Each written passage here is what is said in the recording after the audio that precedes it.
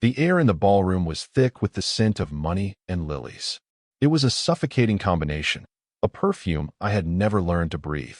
For 3 hours, I had been standing near a potted fern that was probably worth more than my car, nursing a single glass of champagne that had long since gone warm and flat in my nervous hand.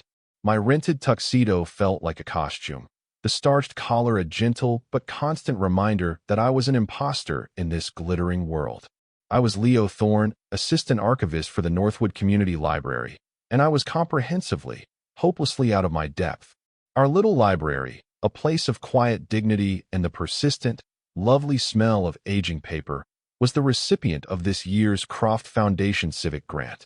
It was a sum of money that would change everything for us. New computers, a climate-controlled room for the historical collection, even a part-time children's librarian.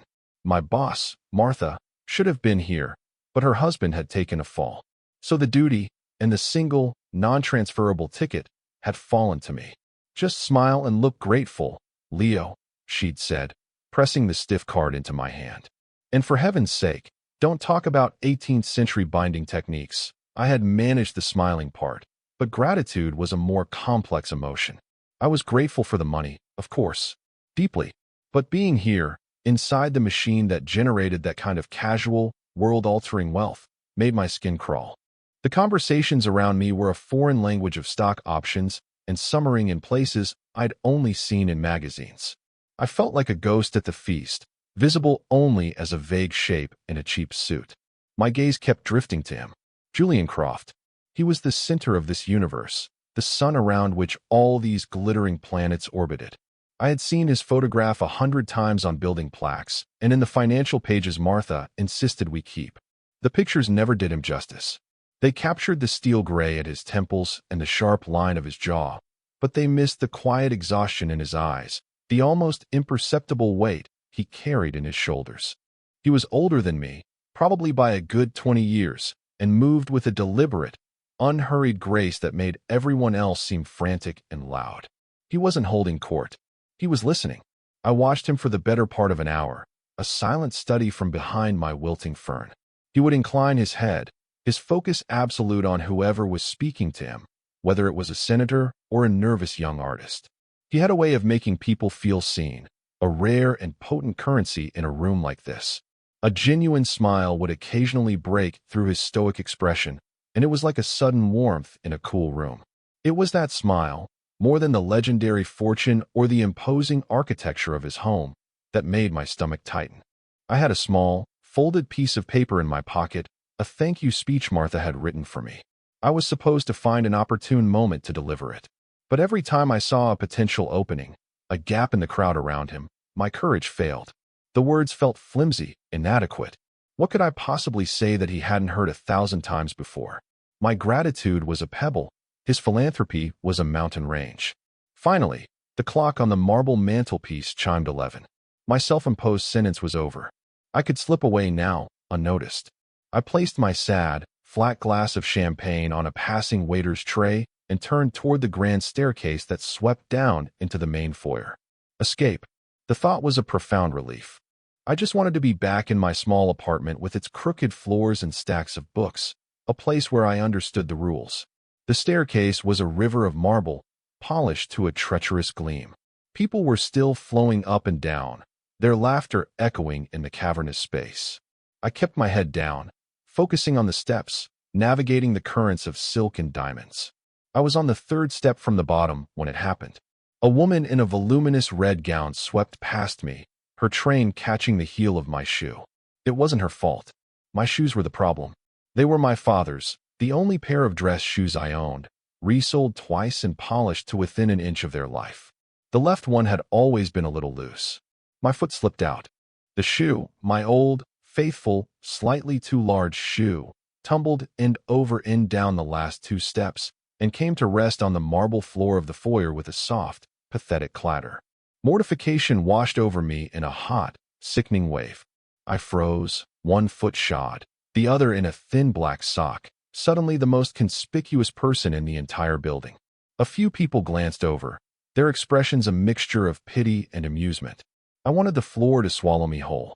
All I could think about was getting the shoe and running before anyone could connect me to the clumsy idiot on the stairs. But before I could move, a figure stepped out of the flow of traffic.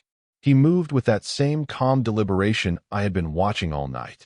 He walked to the shoe, his own expensive, perfectly fitted footwear making no sound on the marble. Julian Croft bent down. The motion was fluid, without a hint of stiffness or condescension.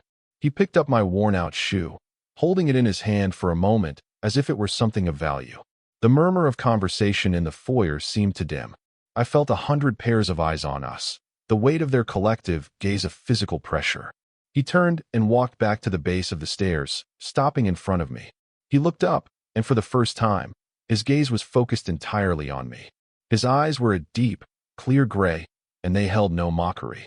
They were simply assessing. He saw the rented tucks, the flush on my cheeks, the sheer, unadulterated panic in my posture.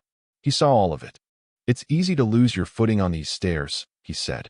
His voice was low and warm, a startlingly intimate sound in the vast, echoing space. It cut through my humiliation like a steady hand. Then he did the last thing I ever would have expected. He knelt, not a perfunctory crouch, but a full, deliberate kneel on the cold marble, a man worth billions humbling himself before a stranger in a sock. He held my gaze as he lifted my foot and gently, carefully, slipped the shoe back on. His fingers brushed against my ankle, a brief, surprising warmth that sent a jolt straight up my spine. The shoe was snug, more secure than it had been all night. He remained there for a second, his hand resting lightly on my shoe, ensuring it was settled. He looked up at me again, and that small, rare smile touched his lips. It wasn't for the crowd. It was for me. He rose to his feet in one smooth motion. He offered me his hand. I took it automatically, my own trembling slightly. His grip was firm, solid, a point of stability in my reeling world. "Now," Julian Croft said, his voice still low, meant only for me. "Walk with me." He didn't wait for an answer. He simply kept my hand in his for a moment longer than necessary before releasing it and placing a light, guiding hand on the small of my back. He began to lead me away from the staircase, away from the staring eyes and the whispers that had already started to ripple through the crowd. I had no choice but to follow, my mind a complete and utter blank. I was walking beside Julian Croft, the heat of his hand a steady presence against the cheap fabric of my jacket, my heart hammering a frantic, terrified rhythm against my ribs. We walked in silence. He guided me across the echoing foyer, past clusters of guests who parted before him like the Red Sea. Their curious glances slid off him and landed on me, sharp and questioning. I kept my eyes fixed on the intricate pattern of the marble floor, counting the diamonds and squares, trying to regulate my breathing. Each breath felt shallow, insufficient. The warmth of his hand was a constant, grounding pressure, the only thing keeping me from simply dissolving into a puddle of anxiety. My internal monologue was a frantic scramble. This was a rescue, I told myself. A simple, public act of kindness from a host to an embarrassed guest. Nothing more. It was a power play, a different part of my brain argued. A demonstration of his own grace by highlighting my clumsiness. He was showing everyone that he was the kind of man who could kneel to a nobody and lose nothing of his stature. The thoughts warred, leaving me dizzy. He led me not back into the ballroom, but through a tall, arching doorway I hadn't noticed before. We stepped out onto a wide, stone terrace overlooking a vast, dark garden. The cool night air was a relief, washing over my heated skin. The suffocating scent of lilies was replaced by the clean fragrance of damp earth and boxwood. The noise of the Gala receded, becoming a muted, distant hum. We were alone. Julian Croft walked to the stone balustrade and leaned against it, his hands resting on the cool stone. He gazed out into the darkness for a long moment, giving me space. He wasn't looking at me, and I was grateful for the reprieve. It allowed me to actually see him, not as a photograph or a figurehead, but as a man. The lines around his eyes were deeper out here, away from the flattering ballroom lights. There was a profound stillness about him, a self-containment that felt less like aloofness and more like a carefully constructed defense. "Are you all right?" he asked, his voice quiet, blending with the soft rustle of leaves in the garden below. I found my own voice, though it came out hoarse. "Yes, thank you." "You didn't have to do that." He turned his head to look at me, a faint smile playing on his lips. It was a shoe. It needed to be put back on. He said it so simply, as if it were the most natural thing in the world. As if men like him knelt for men like me every day. Besides, he added, his gaze turning serious, you looked like you were about to bolt. He was right. I had been. I'm not very good at this, I admitted, gesturing vaguely back toward the humming ballroom. Crowds. Small talk. Few people are, he said. Most are just better at pretending. He pushed himself away from the balustrade and took a step closer. Not too close, but enough to make the space between us feel intentional. You're with the Northwood Library, aren't you? Leo Thorne. My stomach dropped. He knew my name. Of course, he knew my name. His foundation had just given us a life-changing grant. I was on a list somewhere. Still, hearing it on his lips felt deeply personal. Yes, that's me. I read your proposal, he said. The section on preserving the town's original photographic negatives. It was very well written. Passionate. My carefully prepared speech, the one Martha had written, evaporated from my mind. All I could think of was the nights I had spent hunched over my keyboard, trying to convey the urgency and importance of those fragile glass plates, of the fading faces of my town's history. I just think it's important to save those things, I stammered. The stories, so do I, he said. His gaze was steady, unwavering. It felt like being weighed and measured, but not in a judgmental way. It was a look of genuine curiosity. The weight of his gaze was a physical thing, warm and heavy. Stories are all we are. In the end, we stood in a comfortable silence for a moment. The distant music swelled and faded. I could feel the frantic energy in my chest begin to subside, replaced by a quiet, humming awareness of the man standing beside me. I noticed the small details, the perfect knot of his silk tie, the clean, subtle scent of soap and something woodsy, the way his hands were still and calm at his sides. They were capable hands, I thought. Hands that built things. I should let you get back to your guests, I said, the old habit of making myself small reasserting itself. My guest can manage without me for a few more minutes, he replied smoothly. He didn't move. Tell me about the negatives, Mr. Thorne. What's the first collection you plan to restore? And so I did. I forgot the rented tucks and the marble floors. I forgot the chasm of wealth that separated us. I just talked. I told him about the box of glass plates from the town's first photographer, a woman named Eleanor Vance. I described the images I had managed to salvage, stern-faced farmers, proud families on their porches, the construction of the old train depot. My passion, the thing I usually kept hidden for fear of being boring, came pouring out of me. He listened. He didn't interrupt, didn't check his watch. He just listened, his head tilted slightly, his gray eyes fixed on my face. He asked intelligent questions, not out of polite indulgence, but from a place of real interest. For the first time all night, I felt like a person, not a representative. I felt seen. When I finally wound down, embarrassed by my own enthusiasm, a warmth spread through my chest. I'm sorry, I said, shaking my head. I'm boring you, not at all, Julian Croft said, and his voice was softer now. It's a rare thing. To hear someone speak about their work with that much love, a rare thing. The words hung in the cool night air between us.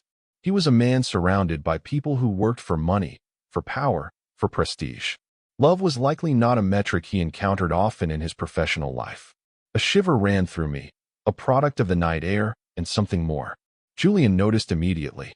You're cold, he stated, a simple observation. He shrugged out of his tuxedo jacket. It was a gesture of such practiced ease that I didn't have time to protest. He draped the jacket, impeccably tailored, impossibly soft, and radiating his body heat, over my shoulders. Here, the weight of it was surprising. It smelled more strongly of him now, that clean, woodsy scent.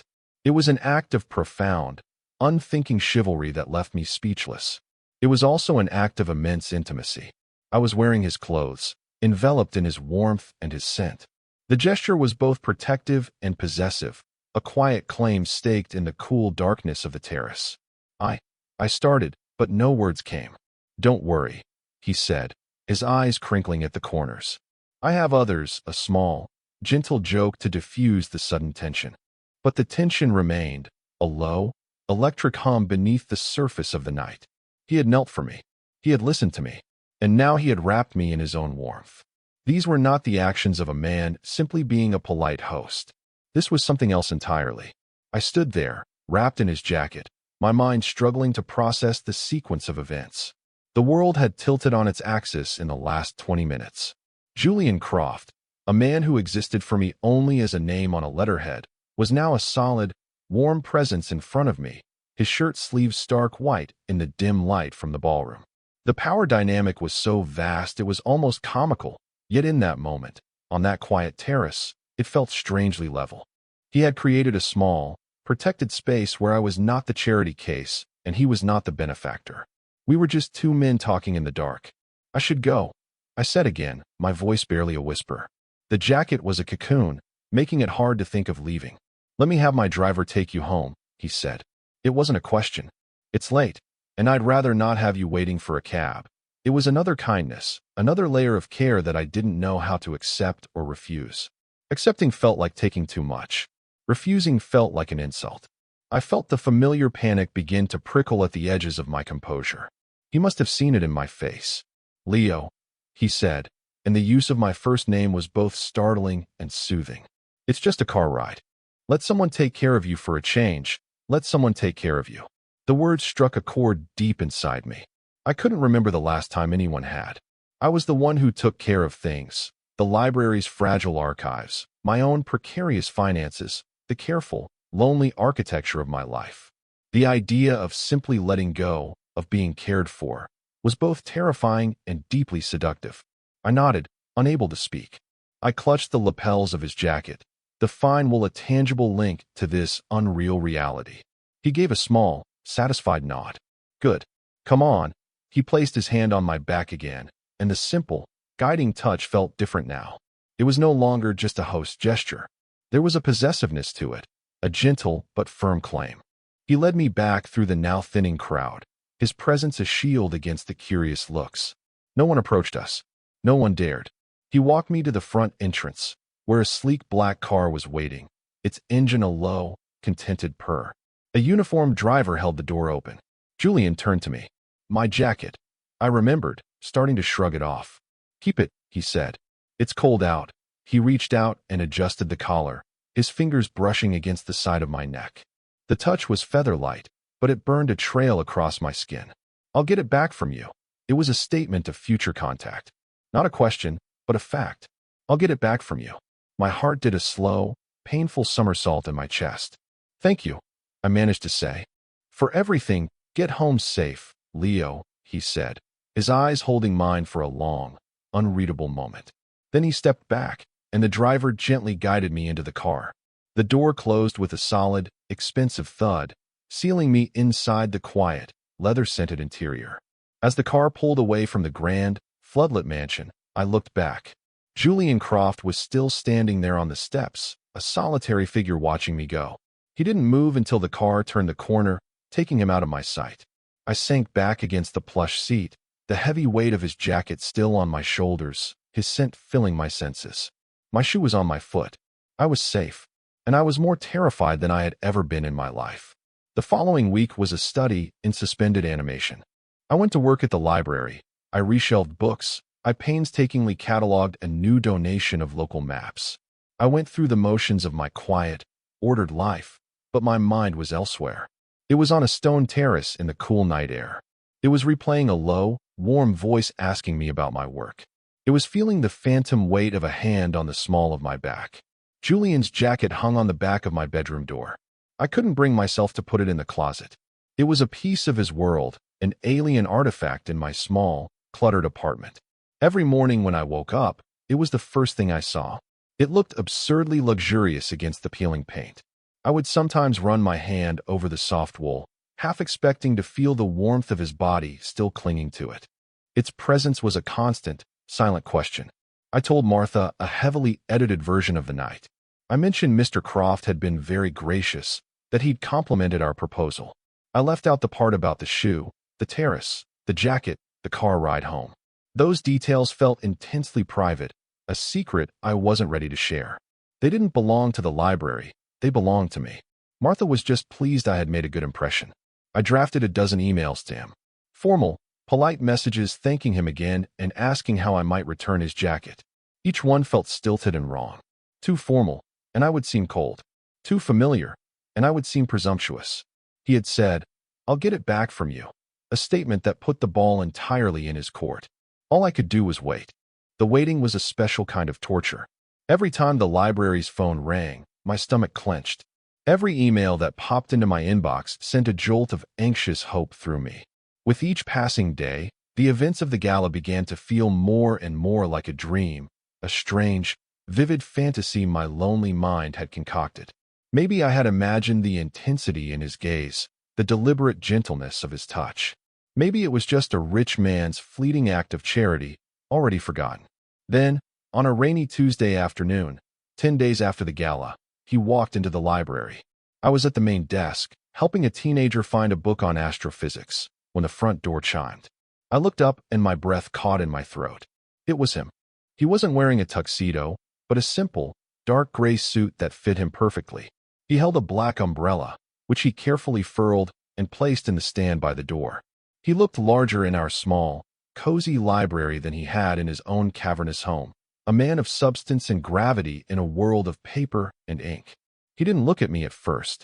He let his gaze wander over the high, dusty shelves, the worn wooden tables, the cheerful children's corner with its colorful rug.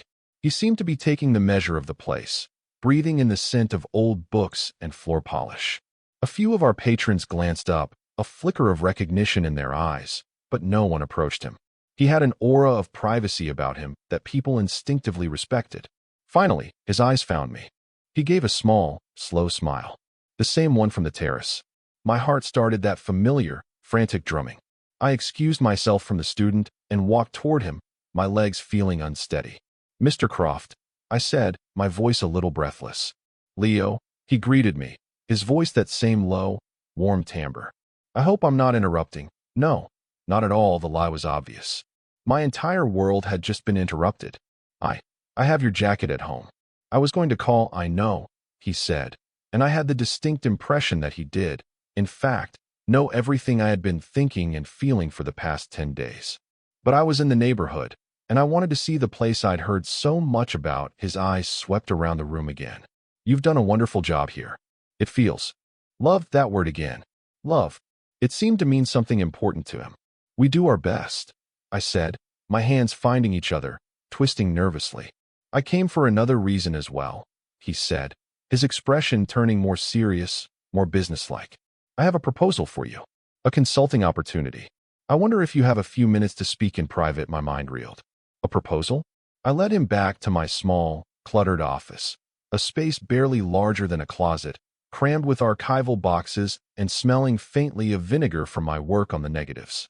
It was a stark contrast to his world, and I felt a fresh wave of self-consciousness as he stepped inside. He didn't seem to notice the cramped quarters. He moved a stack of books from the only other chair and sat down, his presence instantly filling the small room. He got straight to the point. "My family has a rather extensive collection of papers, photographs, and journals dating back to the late 19th century. It's currently stored, for lack of a better word, in a series of trunks in my attic. It's a mess. I would like to have it professionally archived." He paused, letting the statement hang in the air. I stared at him, trying to understand where this was going. "I need someone with your expertise," he continued. "Someone who understands the fragility of old documents, who appreciates the stories they hold. Someone I can trust. I'd like to hire you to organize it." He slid a folder across my desk. I opened it. Inside was a formal contract. It outlined the scope of the project, a timeline, and a rate of pay that made my head spin. It was more than I made in 6 months at the library. The contract was clear, professional, and offered me complete autonomy. I could set my own hours, work around my schedule here. There was even a clause that stated the contract could be terminated by either party, for any reason, with 2 weeks' notice. It was an ethical offer, a transparent, professional opportunity. There were no hidden strings, no unspoken expectations. He was deliberately, carefully, creating a situation where the power was as balanced as he could possibly make it. He was giving me a choice. My first instinct was to say no. It was too much, too close to him, to his world. It was a complication I didn't need in my carefully managed life. It was dangerous. But then I thought of the work itself. A private, untouched archive. A century of a family's history waiting to be discovered, to be ordered, to be preserved. It was an archivist's dream, and I thought of him, of the steady kindness in his eyes, of the respect he had shown me. He wasn't offering me a handout. He was offering me a job he believed I was uniquely qualified to do. He was offering me his trust. The work would be at my home, he said, as if sensing my hesitation. In the library, I would make sure you had everything you need. You would, of course, be undisturbed. The word was a promise of professional distance. But the thought of being in his house, in his library, day after day, felt anything but distant. It felt like walking willingly into the heart of the fire that I had been trying so hard to convince myself was just a flicker of heat. He watched me, his expression patient. He wasn't pushing. He was waiting for my answer, and I knew he would accept it, whatever it was. And in that moment, I realized that for the first time in a very long time, I didn't want to be safe. I wanted to be brave. I accept, I said, my voice clearer and stronger than I expected. I'd be honored to. A slow smile spread across Julian Croft's face. The smile that reached his eyes and made them warm. It was a smile of relief and something more. Something that looked suspiciously like triumph. Good, he said softly. I'm very glad to hear that, Leo. The following Monday, I started work at Julian's house. He had been true to his word. A large, mahogany table in a quiet corner of his vast, two-story library had been cleared for me. He had already purchased archival quality boxes, acid-free folders, cotton gloves, and a specialized scanner, all the tools of my trade. The leather-bound trunks from the attic were stacked neatly against the wall, smelling of cedar and thyme. It was a perfect, pristine workspace. He greeted me that first morning, showed me the setup, and explained where to find the coffee machine. My office is just through there, he said, gesturing to a set of double doors. If you need anything at all, don't hesitate. Otherwise, I will leave you to it, and he did. He retreated into his own world, and the quiet of the library settled around me. The work was intoxicating. I opened the first trunk and was immediately lost. I had stepped into the history of the Croft family. There were brittle, yellowed letters from Julian's great-grandfather, a man who had made his first fortune in timber. There were journals from his grandmother, a sharp-witted woman who had traveled the world in the 1920s, her elegant script filling page after page with witty, insightful observations. There were boxes of photographs, formal portraits, and candid snapshots of a family living through a century of American history. I worked with a focused intensity one hadn't felt in years.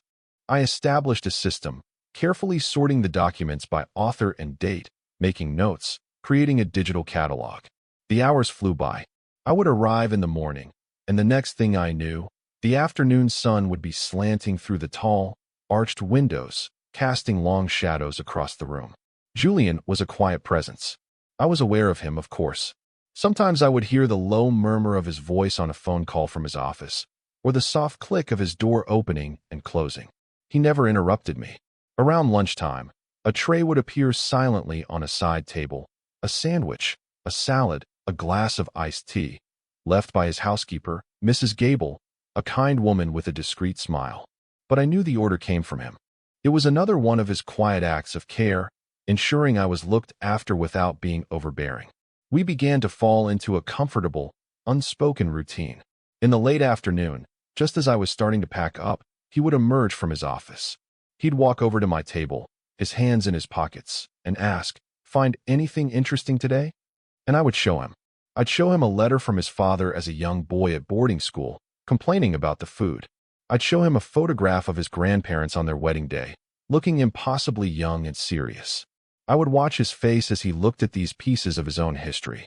A flicker of nostalgia, a shadow of sadness, a soft smile of recognition. In those moments, he was not Julian Croft, the billionaire philanthropist. He was just a man connecting with his past. He would ask me questions about the preservation process, his interest genuine. He'd pick up a photograph, his touch careful, and ask about the people in it. He started to share stories, small anecdotes sparked by the things I was uncovering. My grandmother always said her brother was a scoundrel, he'd say with a chuckle, looking at a picture of a handsome young man in a straw boater. I'm beginning to see why the professional distance he had promised began to blur, slowly and naturally. Our afternoon conversations stretched longer. He would pour us both a drink, whiskey for him, a sparkling water for me. and we would sit in the comfortable leather chairs by the fireplace as the light faded outside. We talked about the archive, but we also talked about other things. Books, music, the changing face of the city. I learned he had a dry, understated sense of humor. He learned that I was a terrible cook and had a weakness for old movies. I was acutely aware of the shift. I was analyzing his every gesture, every word, searching for meaning. The way he would sometimes pause before speaking, as if carefully weighing his words. The warmth in his eyes when he smiled at something I said. The way he never, ever, touched me. After that first night on the terrace, he seemed to be maintaining a deliberate physical boundary. His hands would rest on the arms of his chair or in his pockets. It was a mark of respect, I knew. He was giving me all the space, all the control. But a part of me, a part one was afraid to acknowledge, yearned for him to close that distance. One afternoon, I found a small, velvet-bound diary. It belonged to his mother, written in the year before she married his father. Her handwriting was a delicate, looping script. I opened it carefully. The entries were short, filled with the hopes and anxieties of a young woman in love. When Julian came out of his office that day, I hesitated before showing it to him. It felt too personal, too intimate. But he saw the small book in my hands, and his expression softened. "Is that one of my mother's?" he asked quietly. I nodded. "I haven't read it. I felt I should ask you first." He walked over and stood beside me, looking down at the open page. I was intensely aware of his proximity, the faint scent of his cologne, the warmth radiating from his body. For a moment, his shoulder brushed against mine, a brief, accidental contact that sent a now familiar jolt through me. He didn't pull away. "She had beautiful handwriting," he said, his voice thick with an emotion he rarely showed. He reached out, his finger tracing one of the words on the page. "She was a wonderful woman. I wish you could have known her." The "you" was specific. Not one, but you. I wish you could have known her. It felt like he was pulling me into the intimate circle of his life, a place I was sure very few people were ever allowed to enter. He looked at me then, his gray eyes searching my face. The space between us was charged with unspoken feelings. The professional line we had so carefully drawn had all but disappeared. We were no longer just an archivist and his employer. We were two people, standing close together in a quiet room, sharing a moment of profound, unguarded connection. He was the one who broke the spell. He took a small step back, clearing his throat. The moment was over, but the memory of it lingered, a warm glow in the air between us. "Thank you for your discretion, Leo," he said, his voice back to its usual calm cadence. I appreciate it, but I had seen it. I had seen the crack in the stoic facade. I had seen the vulnerability he kept so carefully hidden, and it made my own carefully constructed walls begin to crumble. I was no longer just intrigued by him. I was falling for him. And that was the most terrifying realization of all. The quiet intimacy of our afternoons continued to deepen. The physical boundary he maintained was still there, a testament to his restraint, but the emotional space between us was shrinking every day. We were learning the rhythms of each other's presence. I learned that he hummed, a low, tuneless sound, when he was concentrating. He learned that I chewed on the end of my pen when I was trying to decipher a particularly difficult bit of handwriting. We existed in a shared bubble of quiet companionship. One evening, a fierce thunderstorm rolled in. The sky outside the library windows turned a bruised purple-gray. The rain started suddenly, a torrential downpour that lashed against the glass. I had been so engrossed in a series of letters from Julian's uncle, a fighter pilot in World War II, that I hadn't noticed the time. It was well past 7. Julian appeared in the doorway of his office. He had taken off his suit jacket and rolled up his sleeves, and he looked tired. "You're still here," he said, a hint of surprise in his voice. "I lost track of time," I admitted, gesturing to the stack of letters. "His story is incredible." "He was a brave man," Julian said, walking over to the window. He watched the rain for a moment. "You're not going anywhere in this.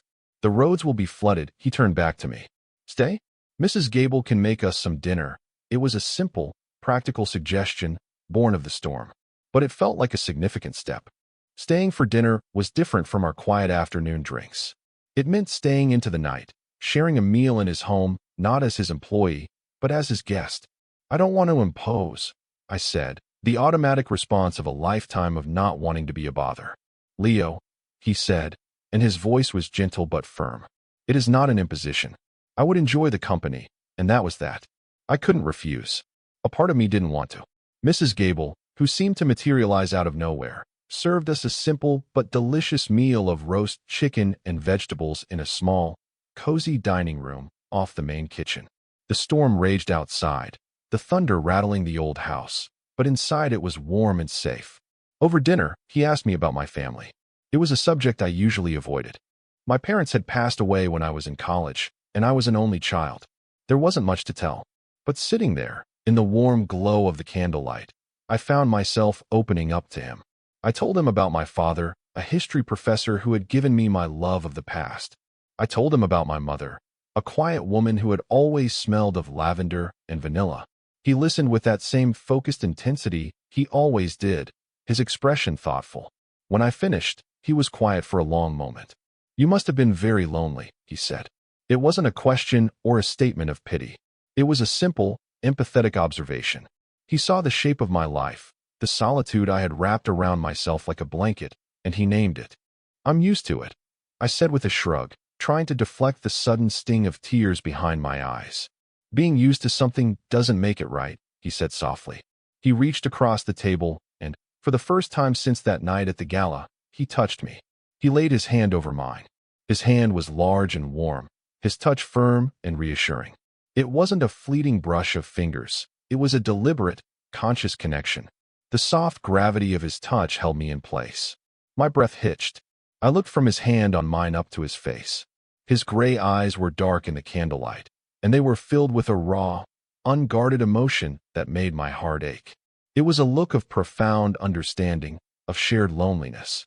In that moment, I saw him not as the powerful billionaire, but as another man who knew what it was to be alone in a large, quiet house. He didn't say anything else. He just held my hand for a long time, his thumb stroking gently over my knuckles. The storm outside and the storm inside me seemed to quiet at the same time. The touch was a confession, a question, and an answer all at once. The rain eventually softened to a steady drizzle. It was late, nearly midnight. The remains of our dinner had been cleared away, and we were back in the library, a comfortable silence stretching between us. The warmth of his hand still lingered on my skin. "I should go," I said, though the words felt hollow. I didn't want to go. I wanted to stay in this quiet, safe space with him forever. "The guest room is prepared," he said, his voice low. "It's late, Leo. The roads are still slick. It would be safer if you stayed." Another practical offer. Another moment of care disguised as logic. I knew I should refuse. I knew that staying the night would cross a line from which there was no return. But I was tired of being safe. I was tired of being alone. "Okay," I whispered. He led me upstairs, his hand resting lightly on my back. The guest room was beautiful, decorated in calm shades of blue and gray. A fresh set of pajamas was laid out on the bed. Everything was perfect, thoughtful. He showed me the adjoining bathroom, then paused at the door. "Sleep well, Leo," he said, his voice husky. He looked like he wanted to say more. He took a half step toward me, then stopped himself. The restraint I had seen in him for weeks was still there, a tangible force. He was waiting for me to make the next move. He was giving me all the power. He turned to leave. "Julian," I said, and my own voice surprised me. He stopped, his back to me. "Yes. This is it. This is the moment." My heart was pounding so hard I could feel it in my ears. I take a breath. It feels like stepping off a cliff. "Don't go." He stood completely still for a long moment. Then, slowly, he turned around. The look on his face was one of agonizing hope and disbelief. He searched my eyes, looking for any sign of hesitation, of doubt. He found none. He walked back to me, closing the distance between us until he was standing just inches away. He lifted a hand, as if to touch my face, but let it drop. The control he exerted over himself was astonishing. "Leo," he said, his voice rough with emotion. "Are you sure?" "I've never been more sure of anything in my life," I said, and the words were the truest I had ever spoken. That was all he needed. The dam of his restraint finally broke. He cupped my face in his hands, his palms warm and slightly rough against my skin. His thumbs stroked my cheekbones as he looked down at me, his gray eyes dark and intense. "I have wanted this," he breathed, "since the moment I saw you on those stairs, looking so lost." Then he lowered his head and kissed me. It was not a tentative, questioning kiss. It was a kiss of certainty, of long-suppressed yearning finally unleashed. It was firm and deep and utterly consuming. It tasted of whiskey and rain and relief. All the anxiety, all the fear, all the loneliness I had carried for so long simply melted away in the heat of his mouth. It felt like coming home. It felt right. I wrapped my arms around his neck, pulling him closer, and he made a low sound in his throat, a sound of pure satisfaction. His arms went around my waist, lifting me slightly, pressing me against the solid wall of his chest. I felt his heart hammering against mine, a frantic, mirrored rhythm. When we finally broke apart, we were both breathless. He rested his forehead against mine, his eyes closed. His hands were tangled in my hair, his grip gentle but firm. "Leo," he whispered, his voice shaking slightly. It was the only sign that his calm composure had been shattered. I didn't need words. I just held on to him, breathing in his scent, feeling the steady strength of his arms around me. The quiet foundation that had been settling between us for weeks had finally found its cornerstone. We had opened a long-locked door, and neither of us was looking back. This was not the end of a slow burn. It was the beginning of a steady, brilliant flame. I woke the next morning to the soft gray light of dawn filtering through the curtains. For a moment, I was disoriented. The sheets were softer than mine. The air smelled of lavender and old books, and there was a heavy, warm weight draped over my side. Then it all came rushing back. Julian. I turned my head slowly. He was still asleep, lying on his side facing me. His arm was thrown possessively over my waist, his hand resting on my hip. In sleep, the lines of exhaustion and responsibility were smoothed from his face. He looked younger, more vulnerable. His breathing was deep and even. I watched him, my heart swelling with an emotion so powerful it almost hurt. Carefully, so as not to wake him, I slipped out of bed. The pajamas he had left for me were pooled on the floor where they had been discarded last night. I found my own clothes and dressed quietly. My mind was a jumble of joy and a new, creeping anxiety.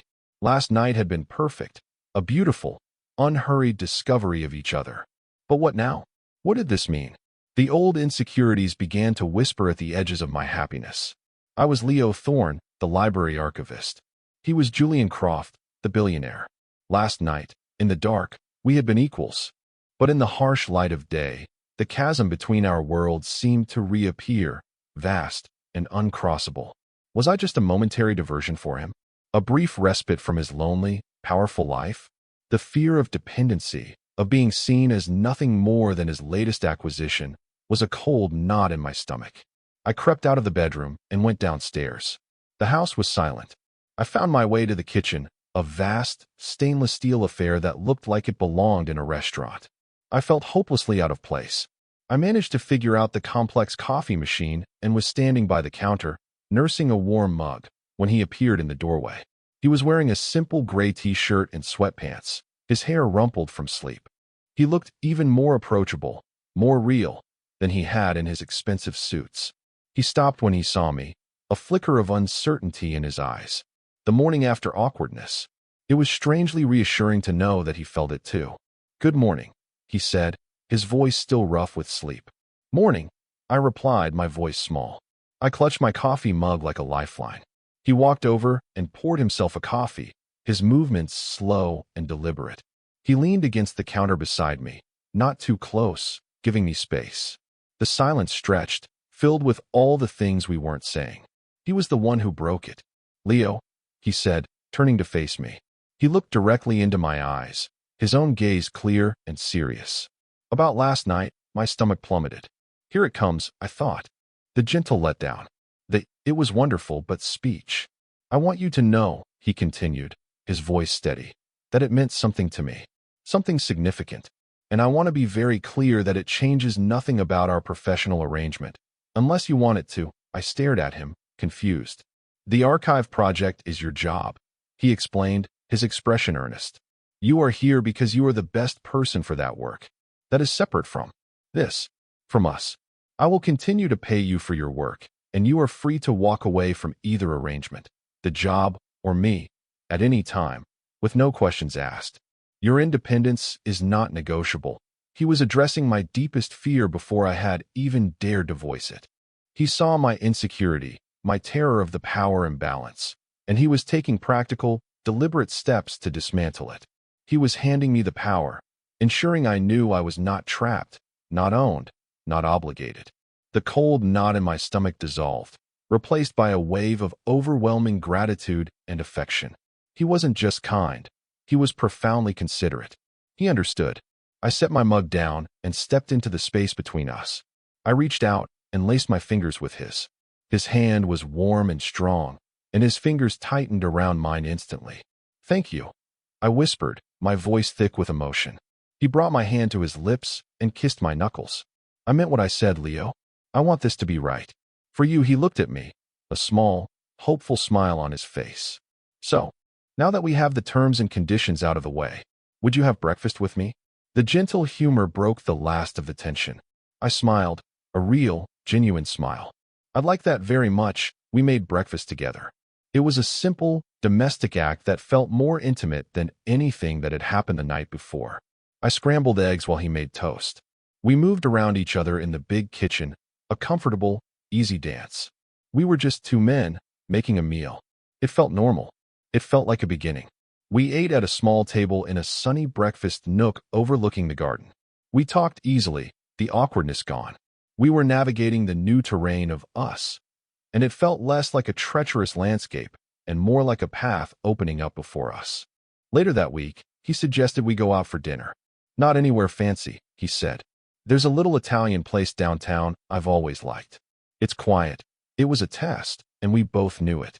Our first public outing as whatever we were. I was nervous as we walked into the small, family-run restaurant. A few heads turned. Julian Croft was a recognizable figure in this city, and I was an unknown face at his side. I could feel the speculative glances, hear the whispers. My old instinct was to shrink, to make myself invisible. But then Julian reached over and casually took my hand, lacing his fingers through mine on top of the checkered tablecloth. It was a simple, unambiguous gesture. It wasn't a grand declaration. It was a quiet statement of fact. We are together. He didn't look around the room, daring people to stare. He just looked at me and smiled, as if we were the only two people in the world. His calm confidence was a shield. It deflected the curious stares and gave me strength. I relaxed. I smiled back, and we had a wonderful dinner, talking and laughing, our hands linked together on the table. We were a team. We could navigate this. The work on the archive continued, but it was different now. The professional boundary had been replaced by a warm, easy intimacy. Sometimes, in the middle of the day, he would come into the library just to stand behind me, his hands on my shoulders, and watch me work for a few minutes. I would lean my head back against his chest, and we would stay like that in a comfortable, companionable silence. The project that had brought us together was now the backdrop to our developing relationship. The history of his family became intertwined with the beginning of our own story. Sorting through his past, I felt like I was helping him make space for a future. For our future. One afternoon, I finished the last box. The archive was complete. A century of Croft family history was now perfectly ordered, cataloged, and preserved. I looked at the neat rows of gray archival boxes on the shelves, a quiet monument to weeks of work. I felt a deep sense of pride and accomplishment, but also a pang of sadness. The project was over. The official reason for my being in his house, in his life, was gone. Julian came and stood beside me, surveying the finished work. "It's incredible, Leo," he said, his voice filled with genuine admiration. "You've given me back my family's history. I'm glad," I said, my voice a little tight. He turned to me, his expression serious. "The project may be over," he said, as if reading my mind again. "But this is not." He gestured to the space between us. "This is just beginning." He took my hands in his. "I have a proposal for you," he said, and his eyes twinkled. "Another one?" I asked, a smile playing on my lips. "A more permanent one," he said. He took a deep breath. "Leo Thorne, would you consider moving out of your apartment with the crooked floors and moving in here, with me? Not as a consultant, not as a guest. As my partner." My breath caught. It was too soon. It was too fast. It was everything I wanted. "There are guest rooms," he added quickly, seeing the hesitation on my face. "You can have your own space, your own office. We can take it as slow as you want. But I want to wake up with you every morning. I want to come home to you every night." I want to build a life with you. Here he was, as always, giving me an out. He was offering me a home, but with all the doors and windows left wide open, so I would never feel caged. He was offering me a partnership, grounded in respect for my independence and my needs. I looked around the beautiful, quiet library. This room, which had once felt so intimidating, now felt like home. I looked at Julian, at the earnest, hopeful expression on his face. This man, who had once been a distant, powerful figure, was now the center of my world. Yes, I said, and the word was full of joy and certainty. Yes, Julian. I will. The smile that broke across his face was the most beautiful thing I had ever seen. It was a smile of pure, unadulterated happiness. He pulled me into his arms and held me tight, and I buried my face in his shoulder, laughing and crying at the same time. A few weeks later, I was standing on the stone terrace, the same one where he had first led me on the night of the gala. It was early morning, and the sun was just beginning to rise, painting the sky in shades of pink and gold. A cool breeze rustled the leaves in the garden below. I was holding a warm mug of coffee, my hands wrapped around it. A pair of strong arms slipped around my waist from behind, and a familiar, solid chest pressed against my back. Julian rested his chin on my shoulder, his breath warm against my neck. "Good morning," he murmured. "Good morning," I replied, leaning back into his embrace. We stood there in comfortable silence for a long time, watching the sunrise together. So much had changed since the last time I stood on this terrace. I was no longer the scared, out-of-place boy in a rented suit. I was a man who had found his footing. The vast difference in our ages, in our wealth, which had once seemed like an insurmountable chasm, now felt like simple context, the landscape of our lives rather than a cage. The foundation we were building wasn't made of money or status. It was built on shared quiet moments like this, on mutual respect, on a steady, gentle care. I thought back to the night of the gala, to the mortifying moment on the grand staircase. My lost shoe. It had felt like the ultimate humiliation, a sign that I didn't belong. But it had been the beginning of everything. It had been the moment he saw me. Julian's arms tightened around me, as if he could sense the direction of my thoughts. "What are you thinking about?" he asked softly. I smiled, turning my head to kiss his cheek. The skin was rough with morning stubble. "I was just thinking," I said, "that I'm glad I lost my shoe." He chuckled, a low, warm sound that vibrated through me. "Me too," he said. "It was the best thing that ever happened to me." He turned me in his arms to face him. He looked down at me, his gray eyes soft in the morning light, filled with a love so deep and steady it took my breath away. He was my anchor, my safe harbor. He was home. "I love you, Leo," he said, his voice quiet but certain. "I love you too, Julian," I replied, and the words felt as natural as breathing. He bent his head and kissed me, a slow, sweet kiss that tasted of coffee and a brand new day. The sun was fully up now, flooding the terrace with golden light. It was the start of our forever, and it was just right. Share your thoughts in the comments. What moment stayed with you? If the story resonated, a like helps others find it. Subscribe for more slow burn male/male love stories told with warmth and care.